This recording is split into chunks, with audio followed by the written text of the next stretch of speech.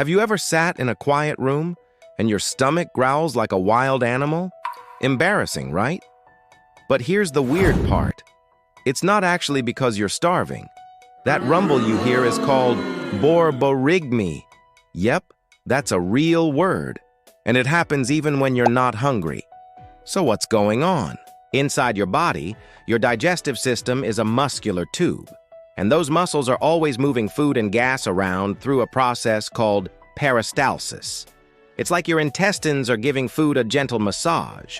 When your stomach is empty, though, there's no food to muffle the sound, so the gurgles get loud, really loud. But here's the cool part. About 2 hours after your last meal, your brain sends a signal to restart peristalsis, just to clear things out. That's when you hear the growls, your body's version of saying, hey, maybe it's time to eat again. So next time your stomach makes noise, don't be embarrassed. It's just your body being an overachiever in the sound department. Hungry for more weird body facts? Hit follow. Your gut will thank you.